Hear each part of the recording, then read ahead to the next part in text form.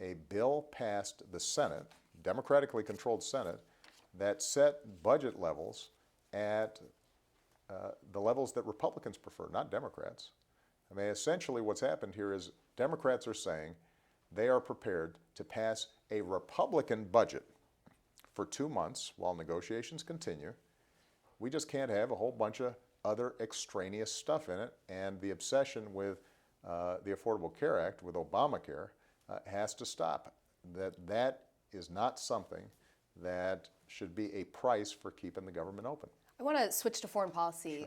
You've swapped letters with Iranian President Hassan Rouhani. You've talked to him on the phone now. You've had an opportunity to listen to him give several speeches and interviews. Right. I know you've said he needs to back up these words with actions, but I'm wondering if you just have a gut feeling at this point on whether he really represents a different type of Iranian leadership. Well, here's what we know. He was not necessarily the preferred candidate of some of the ruling clerics when he initially threw his hat into the ring. He won pretty decisively. So what we know is that in the Iranian population, at least, there is a genuine interest in moving in a new direction. Their economy has been crippled by international sanctions that were put in place because Iran had not been following international guidelines and had behaved in ways that made a lot of people feel they were pursuing a nuclear weapon. I think Rouhani has staked his position on the idea that he can improve relations with the rest of the world. And so far, he's been saying a lot of the right things. And the question now is, can he follow through? The way the Iranian system works, he's not the only decision maker. He's not even the ultimate decision maker.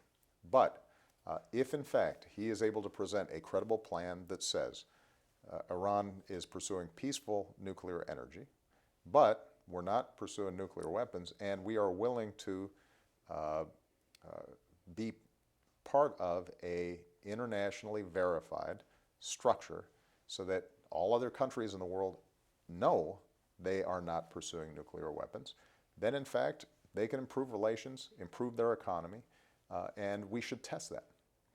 Israeli Prime Minister Benjamin Netanyahu said this week that Iran is about 6 months away from being able to produce a nuclear weapon. You said in March, before your trip to Israel, that you thought Iran was a year or more away. Yeah. What's the U.S. intelligence assessment at this point on that timetable? Our assessment continues to be a year or more away, and in fact, actually, our estimate is probably more conservative than the estimates of Israeli intelligence services. So, we share a lot of intelligence with Israelis.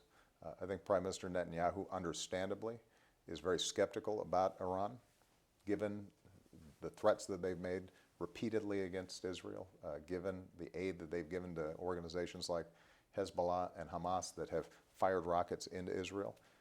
If I were the Prime Minister of Israel, I'd be very wary as well of any kind of talk from the Iranians. But what I've said to Prime Minister Netanyahu is that the entire point of us setting up sanctions and putting pressure on the Iranian economy was to bring them to the table in a serious way to see if we can resolve this issue diplomatically. And we've got to test that. We're not going to take a bad deal. We are going to make sure that we verify any agreement that we might strike.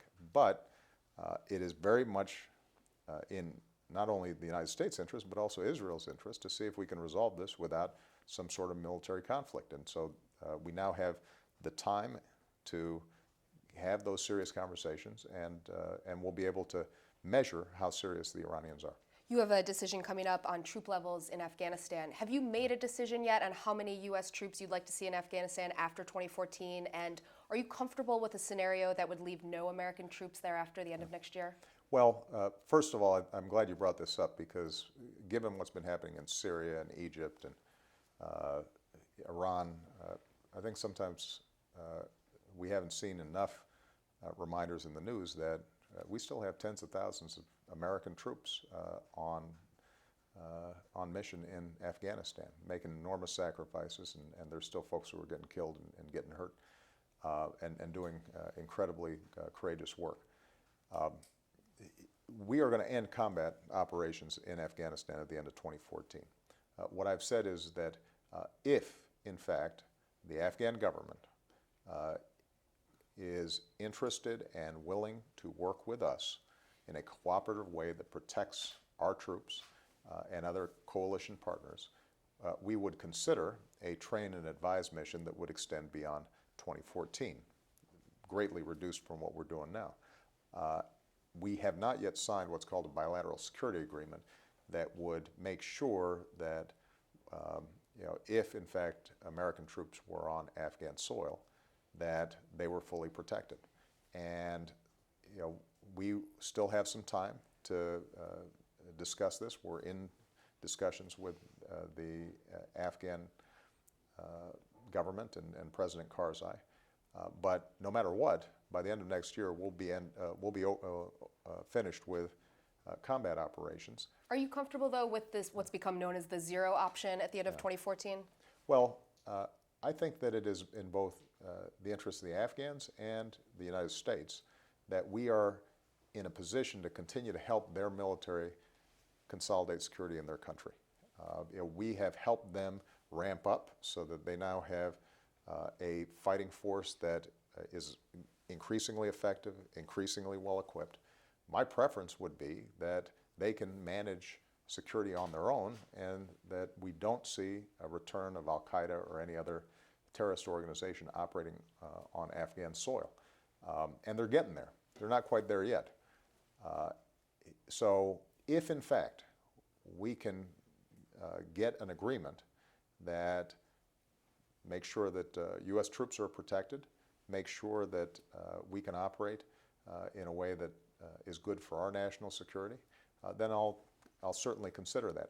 If we can't, we will continue to make sure that all the gains we've made in going after Al-Qaeda, we accomplish even if we don't have any U.S. military on Afghan soil. If I could just ask you one last question on something that's not politically related but is getting a lot of attention in Washington, the name of the Washington Redskins football team. There's a lot of people who say it's time to change the name of that team, considering that it's insulting to many Native Americans. What's your position on that?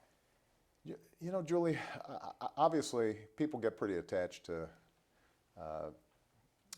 team names, mascots. I don't think there are any Redskins fans that mean offense.